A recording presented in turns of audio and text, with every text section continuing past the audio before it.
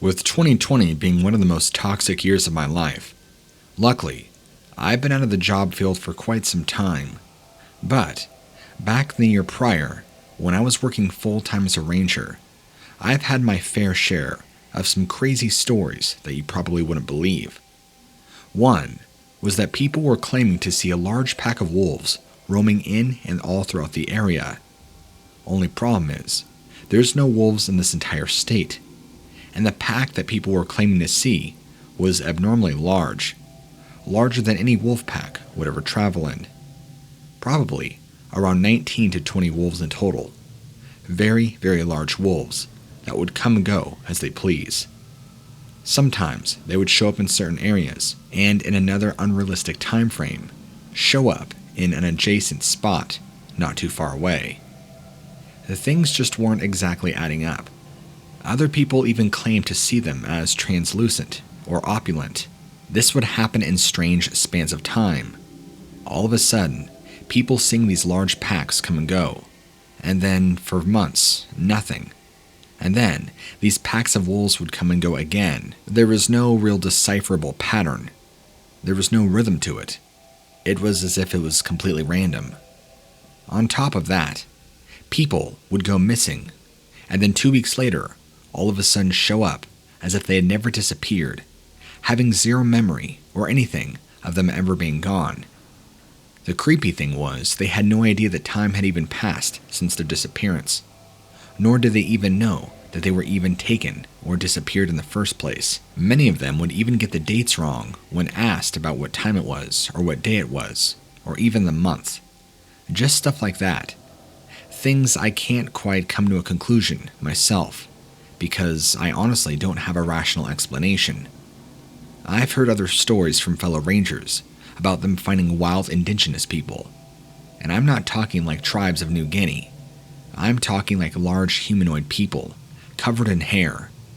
And before you go the route of Bigfoot or Sasquatch, know that I don't think it's very possible. Not in these areas of woods. Except these were tribesmen, wild people.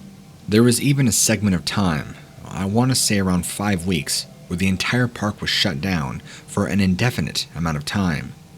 A choice made by our higher-ups, because apparently, about 4 or 5 people disappeared simultaneously, all around the same patch of a few days. They were never found, nor any article of clothing or any trace of them was ever discovered. And believe me, we searched high and low. I was well a part of that search expedition, and we found nothing. I've heard of other search expeditions where nothing came up, but this was my own personal expedition where I found no trace of them, which is highly unusual.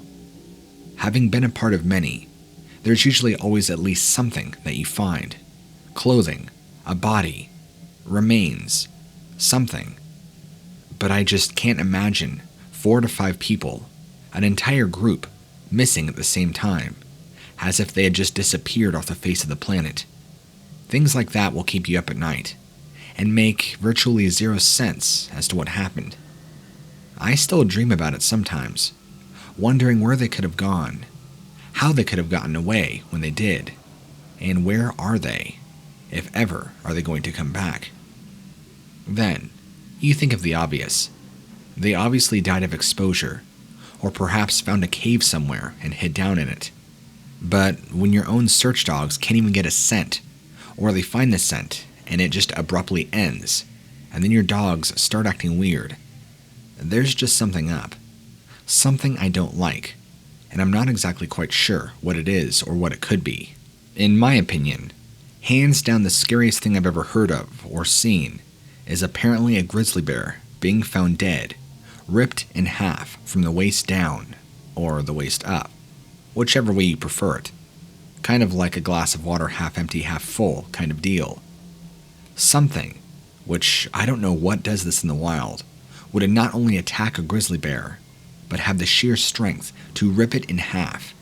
Not cutting, not using a tool, not sawing, none of that.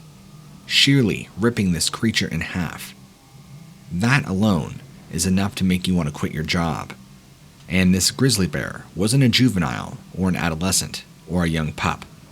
We're talking a fully grown adult male grizzly bear.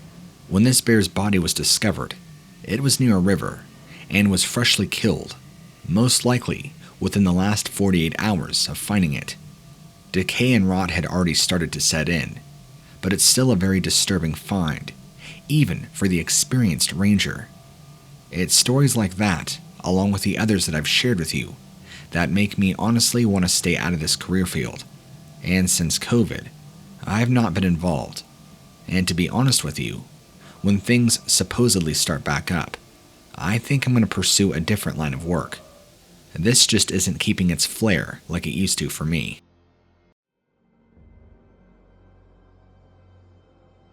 Many years ago, I had the fortunate experience as working on a ranger for 7 years at the Mammoth Cave National Park.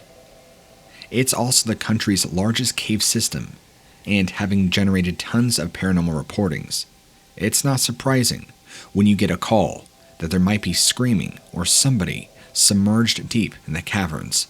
After all, there is well more than 400 miles worth of tunnels and passages, all deep into the earth.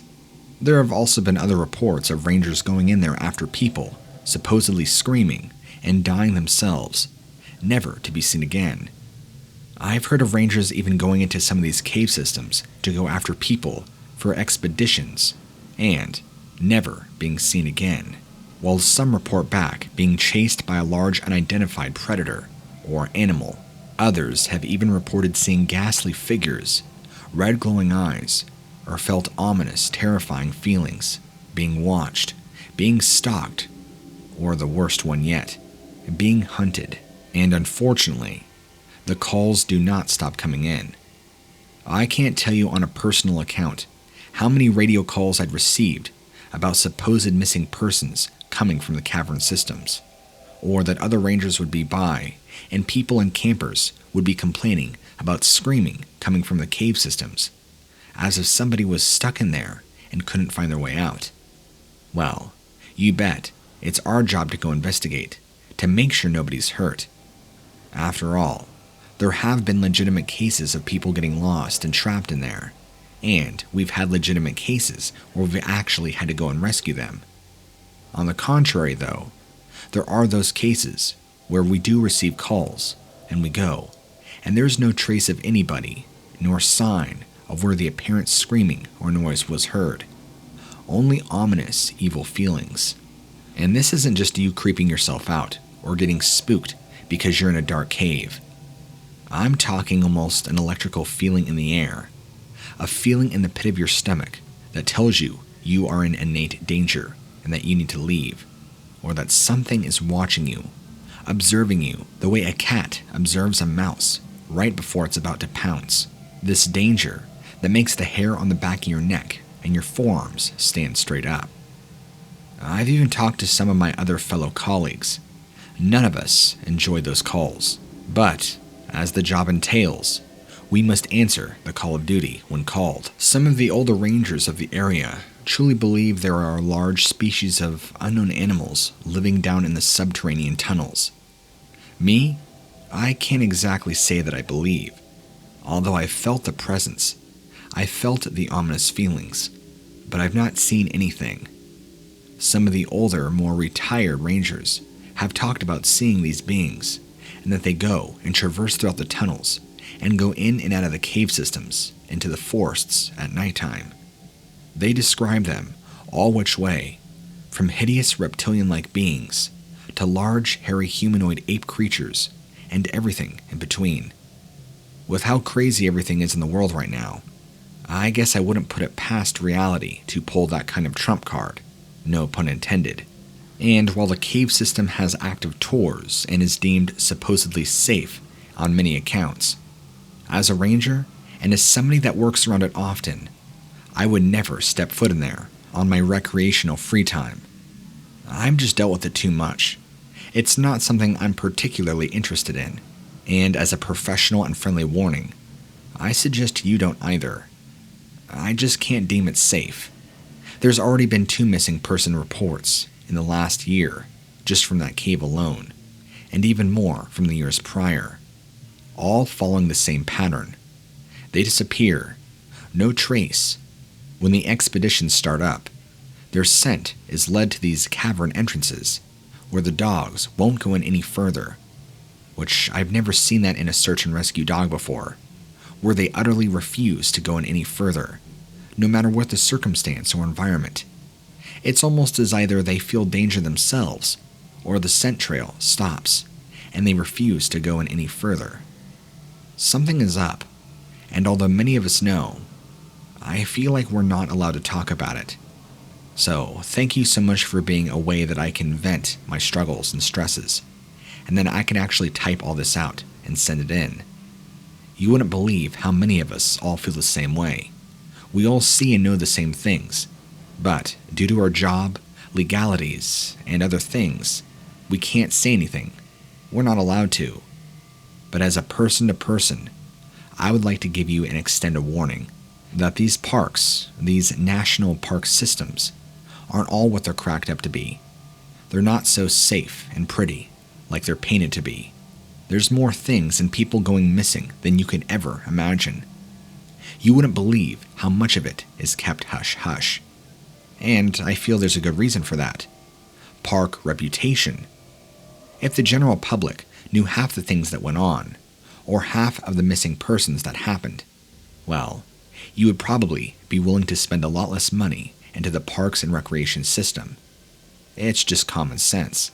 So, if you keep the public in the dark about this, it's much easier to keep revenue flowing, and systems and structures can be maintained more easily and kept in place. After all, money is what makes the world go round, and this is no different. I hope these sets of stories find you well, and I hope you take caution. If you enjoy going into these cave systems, just be extremely careful, and always bring protective gear, plenty of lights, and never, never forget a weapon.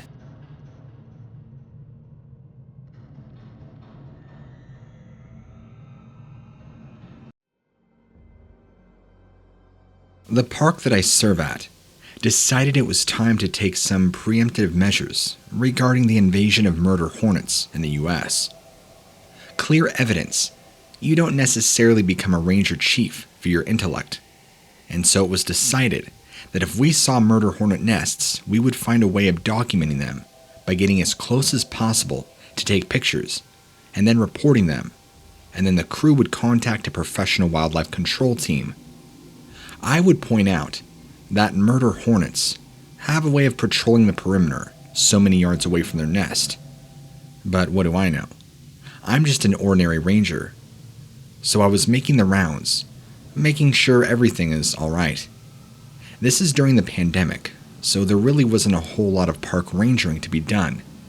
But I did notice through the thinning leaves on a hill that a tree had some things suspended from them. They were oddly shaped, so they clearly weren't a natural part of the tree. I suspected that they could be the nests of insects.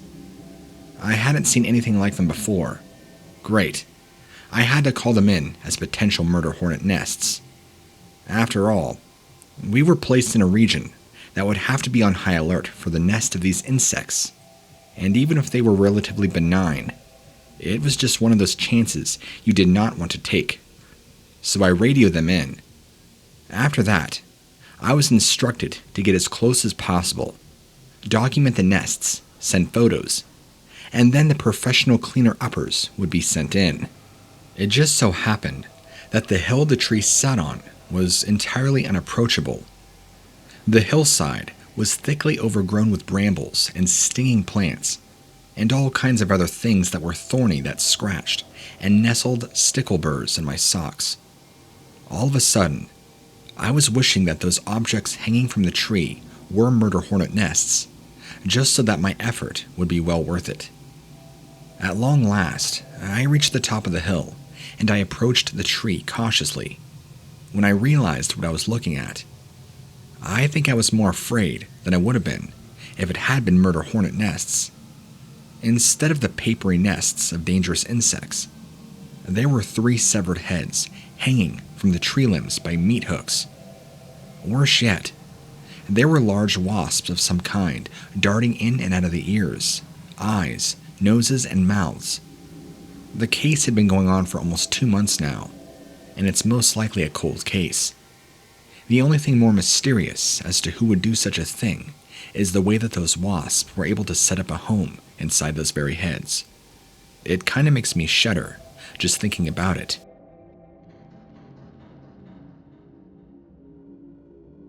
If there's anything that bothers me in my time on the job of being a ranger, it's the way today's parents are glued to their phones while they're at the playgrounds with their kid.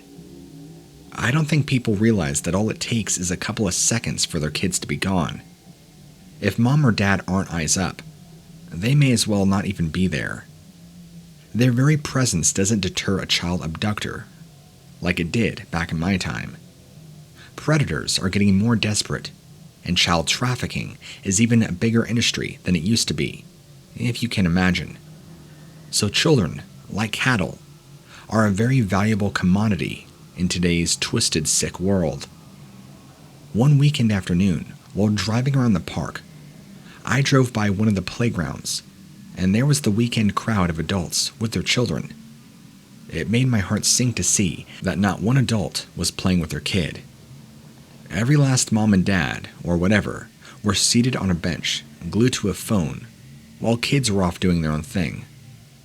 Some of them yelled for mom or dad to watch before they went down a slide or jumped off a ledge, but they were so fully absorbed in their screens. I shook my head, thinking that they're missing the best years of their kids' lives. I parked next to all the other cars for a moment, just to make sure there was no clear and present danger to the kids, since the parents on the premise weren't going to. That's when I heard the tinkling music box music that we associate with an ice cream truck. I looked around to see where it could be coming from, but the road that led off to in the parking spaces where I was, it was completely empty both ways. As if a signal had been given, all the kids on the playground abandoned the play equipment and began to run off in one direction that was across the playground where there were no roads. It dawned on me that that was the direction that the music was coming from. Not one, and I mean not one grown-up, lifted their head. I flipped on the siren on my car, trying to get the so-called parents to snap out of it and notice what was happening. They were still staring at their phones. They didn't even bother to look over at me. They didn't look up and look for their kids. For a brief moment, I questioned if I was asleep and dreaming. I got out of my car, ran up to the closest parent that I could see, and I did not hold back from yelling at him, telling him to take care of his kid, for crying out loud. Not only did he remain in the same position, staring at his phone, that's when I noticed he wasn't moving at all. His phone in his hand, he was looking at it. However, his thumb was motionless and the screen was off. He didn't even blink. A cursory inspection of all the other adults revealed that they were in the same condition, in the grip of some sort of paralysis. I had no choice. I ran after the kids. I was inspecting the tree line that they were running towards for any kind of road where an ice cream truck could be driving. But there was no such thing, just the unbroken tree line. The music was coming from the woods, and the kids were running into those woods without any hint of caution. There were at least 11 or 12 kids, and there was no way I would be able to catch them all. But what else was I supposed to do? A few of them were already in the woods, and the extra adrenaline kicked in, and now I was running faster, even though I was already getting winded. I figured if anything, the best strategy was to follow the music, and then I would find everybody. The music led me straight to, not surprisingly, an ice cream truck. But the way the ice cream truck was nestled in the woods among the trees, I figured it would have been nearly impossible for it to have been driven there. It was almost as if it had been dropped into the middle of the whole thing. As I drew closer to this truck, it looked like it hadn't moved from that spot in an extremely long time. So long that the moss was growing up on the side of it, and wild vines were sneaking up wherever they could get a grip. The music played loud and clear, and the ice cream truck was clearly the source of it. But the interior was very dark. A side door opened on the truck, which led to the interior of a trailer. And without a moment's hesitation, the children began going inside. They didn't even bother to go to the shop front of the truck. They were just heading straight into the trailer's through open door. Hadn't their parents taught them anything? I called out to the kids to stop, but of course they didn't listen. I tried grabbing one of the stragglers as she was trying to do her best to keep up. I'm not kidding you. She whipped around and scratched me worse than any scratch I've ever gotten from a cat. Blood was flowing right away. I was frozen in pure shock for only a moment. I tried to run around the remaining kids and put myself between them and the door. And I swear, these kids possessed a strength that I didn't know children could have, and they pushed right past me.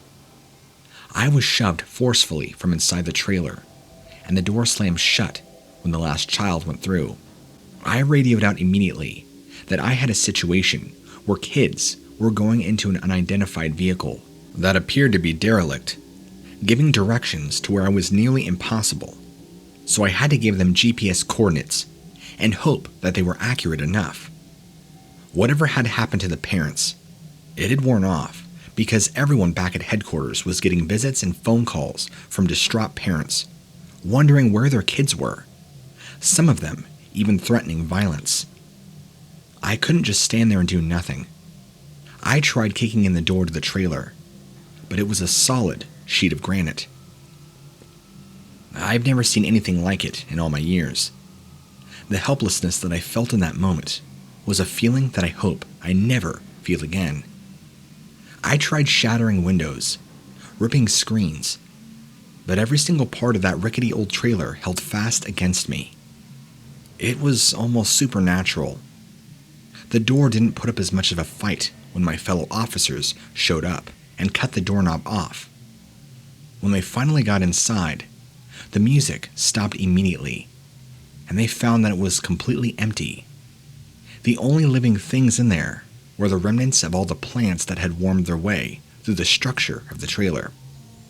The bins of ice cream had not been used in years. A thorough investigation was launched, and I was under a lot of heat for how bizarre my story was. I took a lot of anger from the parents of those kids and all their friends, because in case you hadn't noticed, if you're so much as accused of being a child predator, you are a child predator, no matter the lack of evidence. People will just as soon pick up their torches and their pitchforks, based on hearsay, rather than give you a fair trial. At the very end of a long, painful legal tug-of-war, at the very end of a very long, painful legal tug-of-war, I handed in my badge and I retired, which did not solve anything for me. I can't describe to you the horrible feeling that shoots through my system when I hear the sound of an ice cream truck's music. I also can't describe to you the vitriolic rage that goes through me when I see parents out with their children in public, and the parents glued to their phone. I don't know what forces were at work that day when their kids got away from their parents, but there is still no excuse for any absent parent, whether that absence is physical or mental. I am a park ranger, and I am always being asked to tell people stories. Sometimes they want nature, and I could tell them about the time that I helped a mama moose have her babies. Sometimes they want funny, and I could give them a tale about the two naked grandparents who I discovered after they had discovered Viagra. And sometimes they want creepy, and I tell them this. Several years ago, I was just a random patrol of the park. I had been in the van, but had decided to head out on foot, just for the hell of it, on some animals and make sure everything looked peachy. I had been wandering about for 10 minutes when I heard a noise. Being in the middle of a massive state park, 99% of which is forest, of course you're going to hear a plethora of noises from all the birds and creatures who live there, and just the trees living, branches falling, twigs snapping, totally normal sounds. What is not remotely normal, though, is to hear music, and more specifically, what sounded like ice cream truck music, playing that creepy clown music tune. Just to clarify, I was now in a part of the park, out of bounds to anybody but ranger personnel, and it would be near impossible to not only break in, to get an ice cream truck all the way out there without anybody seeing it. Of course, it could have been another ranger with the most odd ringtone ever, but I really didn't think so. I called out to see if somebody was there. Nothing. No response, but I could still hear that music. It sounded really tinny, like an old recording on a loop. Over and over. I must have spent the next hour just searching about, and the music just continued on and on. It seemed to be the loudest in a certain spot, but I just couldn't find the exact location. And then, it just stopped. I continued looking, but I never found anything that could have been making that noise. It has also never happened again, but it has really unnerved me. It was too loud to be some sort of device buried under the leaves, and it did not seem to be coming from the branches. Why on earth would anybody do that anyway? So I never solved that mystery. But this is the story I always tell people when they ask, because you don't always have to see something to be completely freaked out.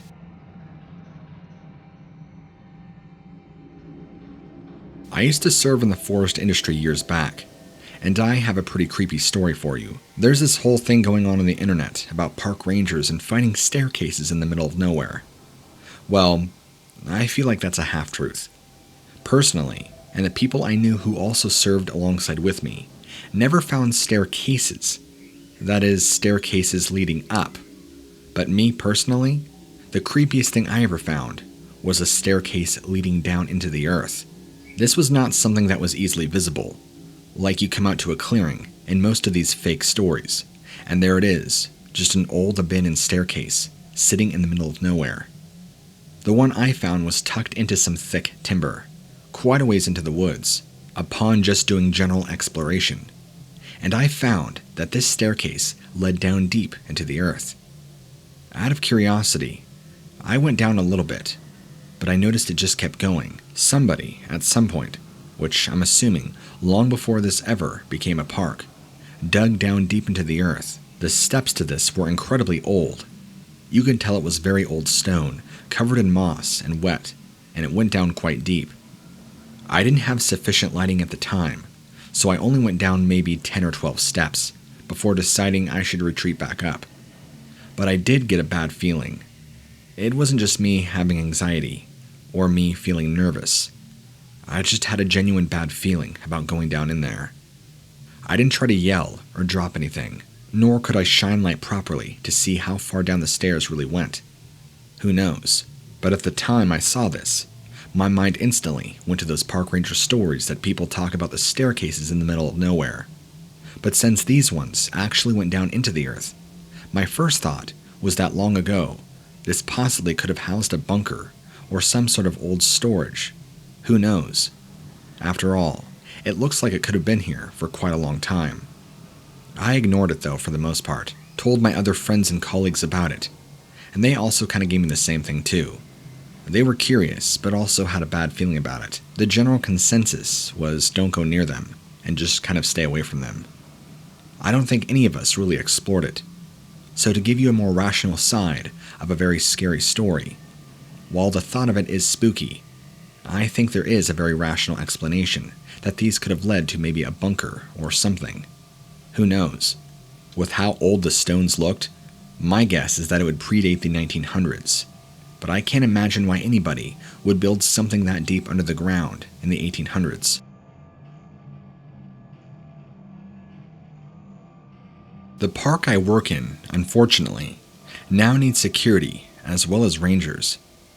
You see, around 50 years ago, there was a real nasty murder-suicide on the site. Supposedly, the guy involved who stabbed his wife before shooting himself was big into Satan and black magic. So, every so often, we get people out there either trying something themselves or just to say they've been here. It gets real old, especially when we're trying to do our job, looking after the park and keeping everything up. It was Bambi season when I found something really strange. Lots of baby deer being born, so we were on high alert for anyone trying to sneak past. We didn't want any more blood on our hands, plus we had a lot of small babies to look out for. So when I was wandering back through the woods and noting which deer were still pregnant, when I saw the small tent pitched on the floor, I was more mad than worried. How had anybody snuck down here undetected? I walked over to it and was about to march them right out of there or call the cops, when I saw the tent looked like it was ripped on one side. It had 3 long slashes. It looked and appeared to be sharp claws had ripped clean through the material. I called out, but no answer. I pulled out my gun just in case, kicked at the tent. No movement, so I carefully undid it just in case. Inside was just one thing, a teddy bear, nothing else. So there was a tiny tent with a giant knife or claw-like rips through it, and one small teddy bear inside. There were no prints around it either. No footprints other than my own. No tire tracks, nothing. It was as though somebody had just dropped a tent down onto the ground and left it. It appeared to be a good quality tent too, and even the teddy bear looked to be expensive. Having reported it, I put them on the truck and took them back to the office. The bear still had a tag on it, so I googled the name of the store. It was in the UK, and sure enough, when I looked closer, the price was in pounds like they use over there. So that added even more to the mystery. An expensive bear from another country. A real good quality ruined tent. Abandoned with no prints in the middle of a national park, here in the United States. And when I double-checked through the visitor books, the reports of anybody who had been in and out of the park in the last few days, it was completely empty. There hadn't been anybody except for rangers for a week. We've never been able to come up with a reasonable explanation for this. It's very strange.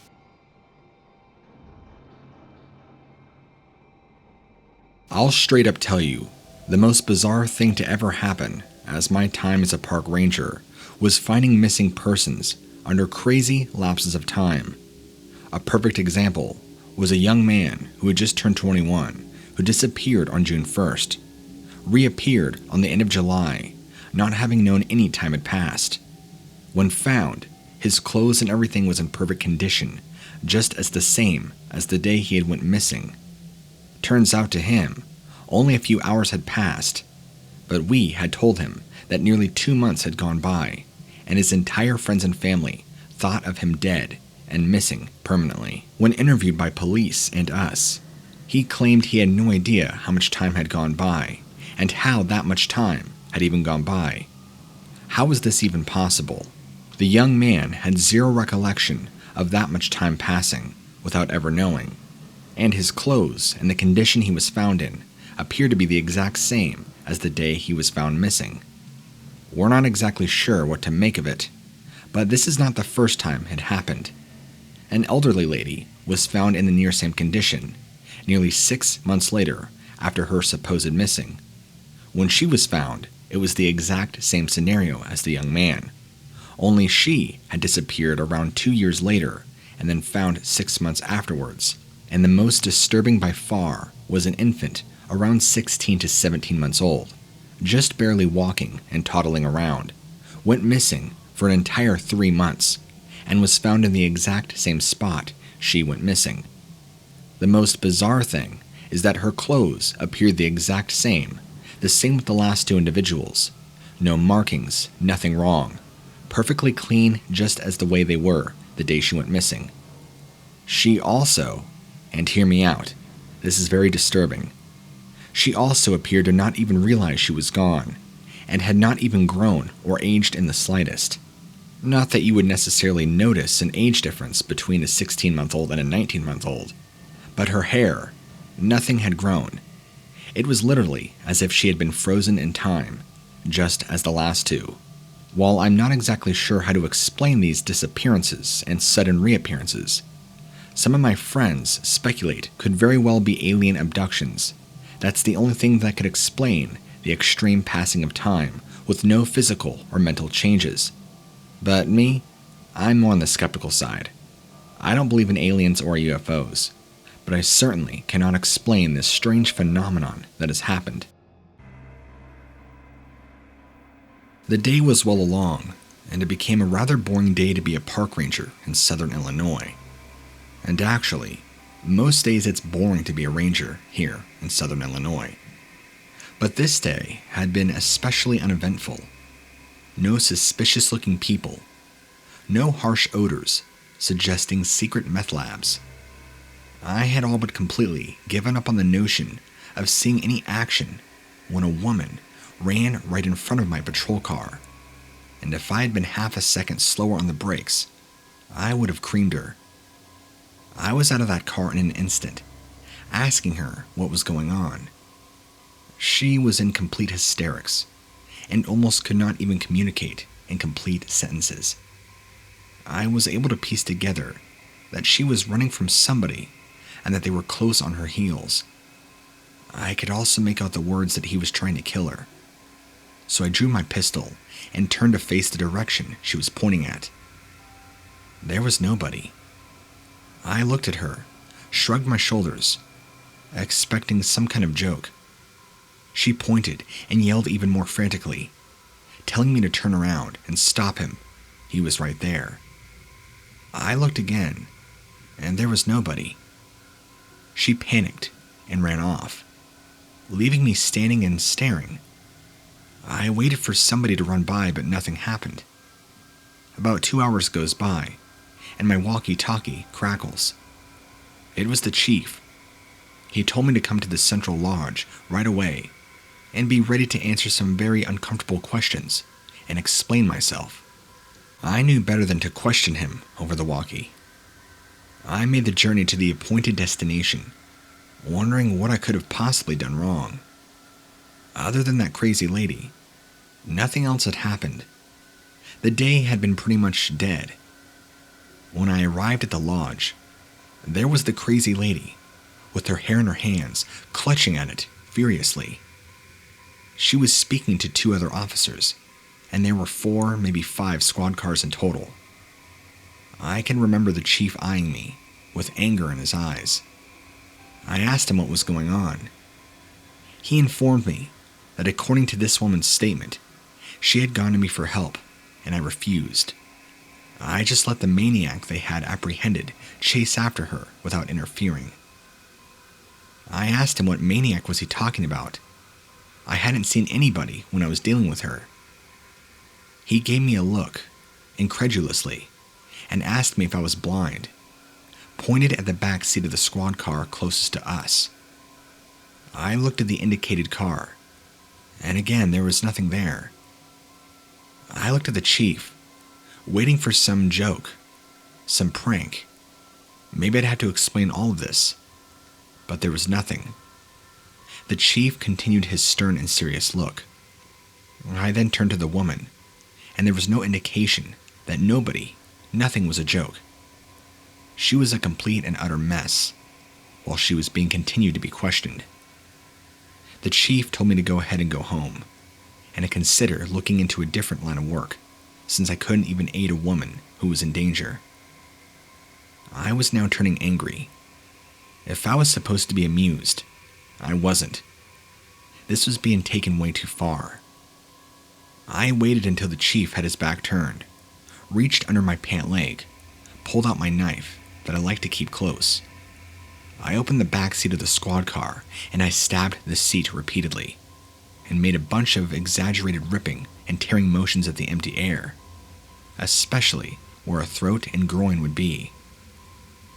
The woman was the first one to see what I was doing, and her jaw dropped. The officers followed her gaze, and so did the chief, and they imitated her to the look of shock. That's when I looked at them, shrugged, and said, "Hey, if you get to murder my career, I get to murder your cheap joke." Well, currently, I'm writing this story to you from prison. I am currently under intense psychiatric evaluation. I have vehemently maintained that there was nobody in the back seat, and that there was nobody chasing that woman, that it all has to be one large joke. In fact, some of my colleagues have shown me pictures of the backseat of the squad car. The only explanation I have is that they painted it in synthetic blood after they took me away. The body handcuffed and slumped in the back seat is a hired actor. They showed me my blood-stained clothes that had been taken as evidence. I'm still waiting for somebody to come forth and tell me that this was all been one big elaborate joke. Maybe I'm the crazy one. Maybe working that job makes you go insane.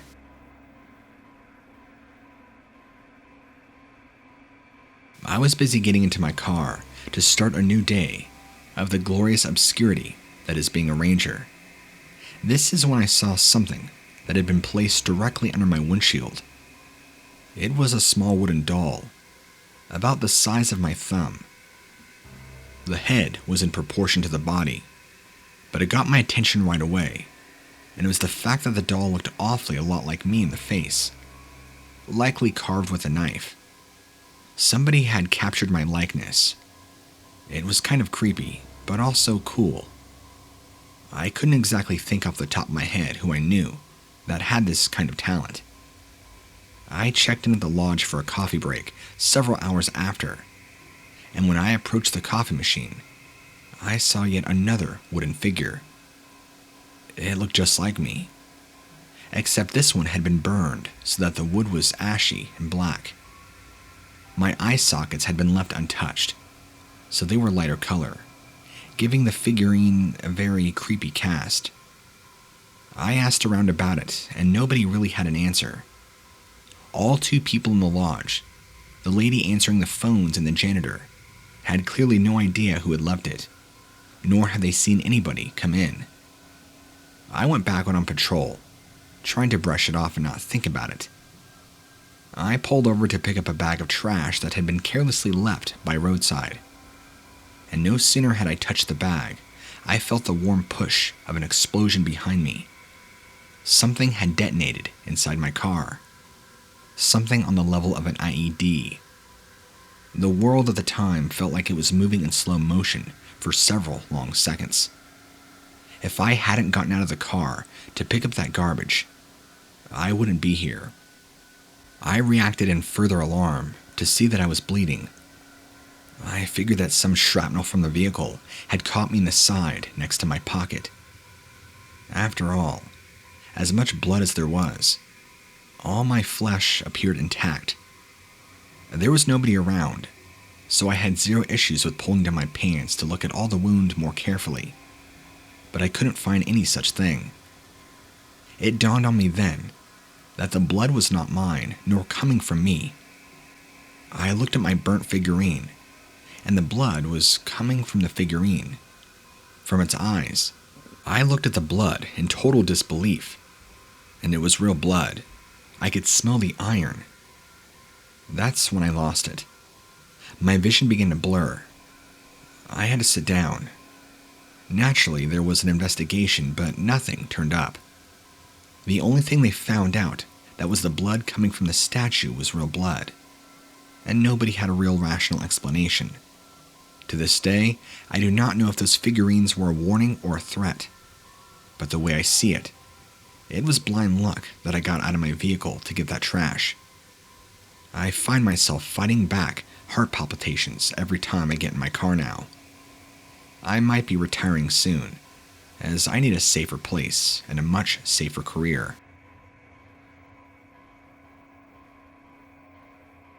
One of the creepiest things I've ever discovered when I was on night patrol as a park ranger. We had upped our nighttime security because, unfortunately, we had a large uptick of suicide.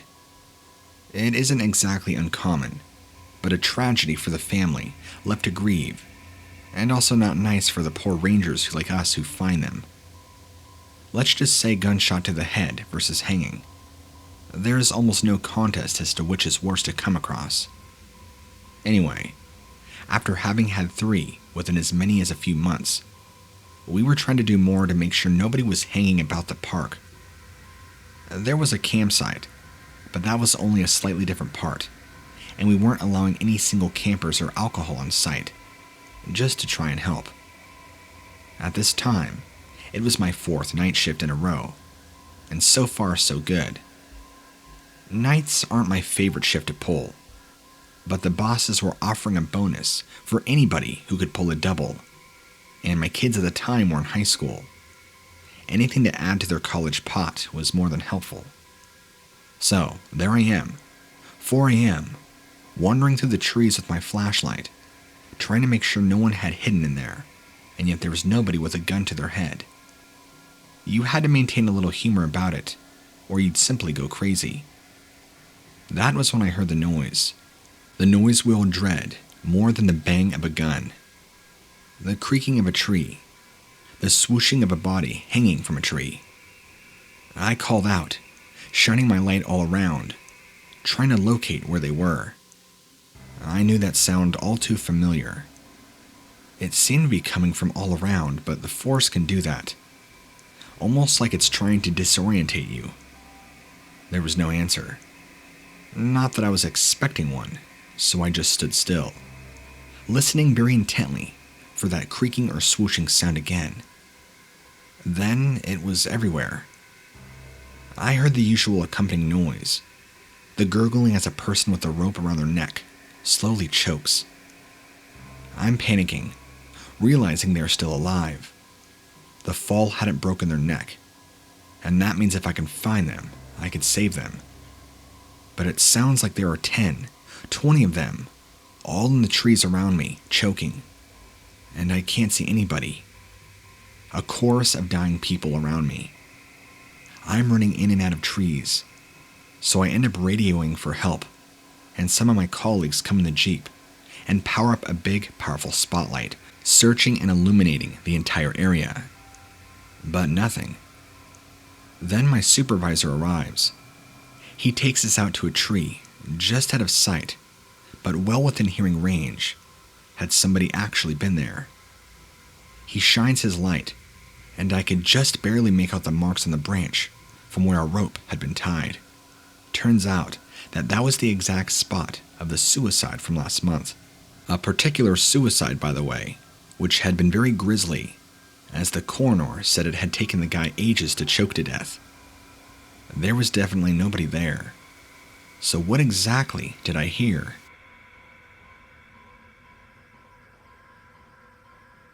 Being a park ranger, I have come across all sorts of strange things. Up until now, the weirdest sight had been a pile of skulls, all built up like some sort of totem pole. Thankfully, they were all animal, but the weird part was that the location they were found in was meant to be out of bounds to hikers. Of course, the likely answer was that it was somebody trespassing and pulling a prank. But there were no footprints of tracks, and they were piled up around 6 foot. Anyway, the thing I came across the other day was even stranger and scarier. It was again in an area which we kept out of bounds for anybody other than rangers. There are some incredibly dangerous ravines, and we have a storage area for some of the logging equipment, so you don't want your average Joe wandering about over there. In fact, one of the loggers was moaning that for the last week or so, whenever he went down there, his stuff kept getting moved. We were all convinced that one of the rangers or the other guys was just messing with him, but nobody would own up to it. I thought I'd mosey on down there and take a look. There was apparent heavy rain for the last 2 days. Nobody had been there. When I got there, I could clearly see some of the tools that had apparently been put away were now scattered all over the ground. I moved around the back of the cabin, carefully down towards where the ravine is. It was terribly muddy and slippery. I had to be careful. Between 2 of the trees, heading into the drop, was a deer. It had been strung up, stretched between the trees. Its body cracked open, so you could see every exposed rib, an empty carcass as it seemed like all the organs had been carefully removed. There was blood all over the ground, but no innards. I called the guys down, and we looked at it. We had years and years of experience between us, but never had any of us come across something like that before. Fair enough. The rain would have likely washed away any tracks, but there was literally no evidence of anything having been there, except an empty carcass. We were speechless, and I still have no idea to this day what did that, and why. Hey, what lurks beneath? So, even though I don't have my own stories to share with you, a lot of my extended family serves in the forest industry, and they've all shared with me some very terrifying, bizarre, and weird search and rescue stories. I've collected a handful of them, and I thought it would be fun to share them with you. You'll find these scary and interesting. I see that you already have a huge playlist of park ranger stories. While I can't actually verify any of them are true, I can stand and say a lot of these are from my family's own personal experience, since at least 3 or more of them are serving or have served in the industry for quite some time. Starting with my great-grandfather, who served for about 19 or so years before passing away due to an unexpected automobile accident. At the time, he was one of the main leaders of the search and rescue expeditions, and while many of the expeditions turned out normal, and they actually found survivors, there were a few times they found things that didn't quite fit this realm of normalcy. For example, one time, a woman had been reported missing. They found her about 9 miles outside of where she was last seen, except when they found her, they only found her lower half, exactly from her waist down to her feet. Everything left intact. Shoes on, pants on, everything was as normal. But she was cut in half, it appeared, by something surgical, is what they described. Blood had been clotted and coagulated. There was no extra mess, no guts, nothing. It's as if she had been taken and surgically cut in half with a laser, they said.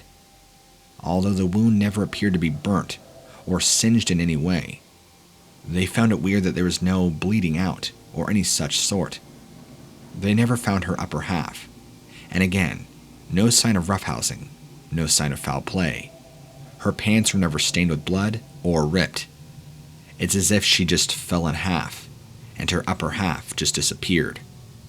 What's weird is they found her up against the base of a small mountain, out in the middle of nowhere. She had been there for probably 2 to 3 days, and another very weird trait is that there had been no onset of putrefaction or death. There was no stench, nor were there any signs of bacteria growing on her that would indicate the buildup of gases or the start of decomposition. This also happened again about 2 years later when they found a young man who was about 15 years old who had died under mysterious circumstances. He was last seen around a trail, disappeared. They found him 3 days later, stripped completely naked, hurtled and huddled by a rock, having died due to exposure. Only thing is, the same concept. There was no onset of putrefaction or decomposition, and he wasn't mummified or frozen. His body was actually around 60 degrees temperature. There's no quite explanation for what happened.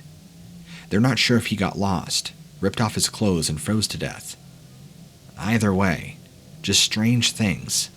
And the last story from my great-grandfather. This older man had also turned up missing. We're talking old, like 70, 80 years old. I don't exactly recollect if he was senile or not, but either way, he had gone missing. Well, search and rescue continued to look for up to 5 or 6 days, if I'm recalling correctly. Well, they never found a trace of him, but they found all of his clothes, his long johns, his underwear, his shirt, his pants, everything, in a pile, tattered and ripped up. No dirt, no blood, no signs of anything other than his clothes had just been clearly taken off and ripped up, by hand it appeared. Nobody's exactly sure what happened. They were searching for prints or any other evidence, and none had been found. The odd thing about this one was, all of his tattered clothes were found in a neat pile in the middle of a small clearing, about 7 miles from where he was found, north over a large ridge and through a small mountain and dense forest, somewhere he never would be able to get to by himself. Just strange things like that make you think and stay up at night, wondering, what if? Now, moving down the family line, my grandfather also served in honor of his father. He too had bizarre and similar circumstances to experience. While he never led search and rescue expeditions or found people's lower halves missing, what he did find or experience was equally disturbing. On several accounts, as he was doing his rounds, he would always claim that he felt like he was being stalked or hunted by something or by multiple things, if that makes any sense to you at all. He said there were certain parts of the park and the forest that he just could not go into because this strong, overwhelming feeling and sensation of utter and complete doom. On other such occasions, he had had rocks pelted at him, logs thrown in his direction from downhill, things like that, screaming, wood knocking, all sorts of bizarre stuff he couldn't rationalize, and his scariest sighting being as he was driving, on his left, in a clearing, he saw these 2 large black figures walking off in the distance on a hill, right along the tree line. He pulled out his binoculars and looked, and he told me he could never make out details because they were so dark, so incredibly black, but assumed that they had dark fur from head to toe, and that they were walking like large giant men. 2 of them following, all the way riding the tree line, to where when they reached the end, they casually walked in the woods. I believe at this time, this was before Bigfoot, so a sighting like this didn't really have any answers to my knowledge. Either way, it freaked him out, and by far, the most disturbing is when an incident happened very close to the main base, or the main area of a park. I don't really know what they call it. Home base, the main office, so excuse me for my incorrect terminology. But apparently, a man had had his arm ripped off, and luckily was found before he ultimately bled out. How he was found in time, I'm not exactly sure, but from what I understand is he was close enough that he was luckily discovered by other colleagues. Well, he was unconscious already due to blood loss, and if I'm recalling correctly, nearly died. But once he got blood in him, and they were able to resuscitate him, he claimed that he was attacked by what he calls a large bear man, and he said that this bear man tried to attack him, grabbed him, and pulled his arm off, and said that this bear man had such great strength that for it was like ripping up a piece of paper. Effortless. The only details he can give is that it was tall, covered in hair, had really big hands and feet, and a very ugly, scary-looking face. That's all the details my grandfather was able to extract from the man. He ended up living, but that's about as far as I know of that story. This all took place in the 60s and 70s from what I can recall. Then, one of my cousins also pursued the park ranger industry, and he too had his own fair share of weird, bizarre, disturbing experiences. Now, my cousin has had the most experiences, in my opinion, or at least has had the most amount of stories to share. And even though he didn't deal with quite the things my grandfather and great-grandfather dealt with, his own experiences are just as equally disturbing as the other two. His, though, involve a whole different realm of seeing lights, hearing strange noises, feeling sensations, and other such things, and these have also occurred over the course of years. One experience that he recalls to me that's always shaken him is when they were in the middle of doing a search and rescue expedition during the nighttime. The small team he was working with was equipped with lots of lighting gear, flashlights, headlamps, extra batteries, things professionals would use to find their way around in the dark, with always bringing up backups. Well, instantaneously, everybody's flashlights, headlamps, just exploded. I'm talking glass and plastic shattering, and the lights going out. Nobody had nothing. They were stranded there in the dark. This all happened instantaneously.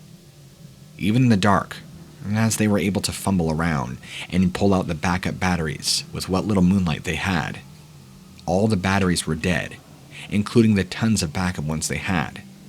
This led to them having to stumble around and find their way back about 2 miles into the dark, which was tougher than you might think. Something he has no explanation for, since all of it happened in unison. He believes that it was some sort of magnetic wave, but what could possibly hit them and his team to make that happen? He's not quite sure. Other times when he's been by himself, he'll hear this incredibly loud humming noise, crescendo more and more in volume, and then finally just stop, instantly, as if it never happened. He equates the humming noise to asking me if I have ever been around a loud generator or an air conditioner, just a really loud noise. That's the best way he described it to me personally. He said it sounded like a generator, and it kind of had that electrical humming wire noise. He said it was without a doubt some sort of machinery, but couldn't quite place his finger on it. He said there's no reason that he should have been hearing that out in the middle of the forest. There's no buildings or electrical wiring or machinery anywhere around, so he has no idea what to equate that to. Several other of his park ranger friends have also heard the same noise, randomly, throughout different times of day, in different locations, all across the park, on search expeditions and on not. He's also reported seeing strange flashes of light in the middle of the woods, mainly during evening, dusk, night, and the very early morning hours, just as the sun is setting or rising, or completely dark. It's like a camera flash is the way he describes it, but much, much more brighter and stronger in intensity, and only lasts a split second. He has no explanation for that one either. It's almost an unnatural brightness is what he described it. There's no camera flash in the world that has that amount of power or intensity. Think of like a really high-end spotlight, and have it flash and fill up an entire area for just a split second. He said that's what he sees, and while he hasn't exactly experienced this next one, many of his colleagues have. They've been out in the woods, and they hear their names being whispered by strange, distorted voices.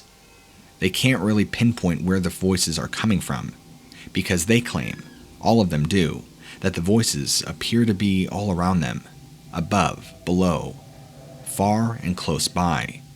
And it's not just one voice, it's a series of voices, all different tones, volumes, and pitches, all distorted sounding, whispering their name. This has happened multiple times, and has really, really creeped my cousin out.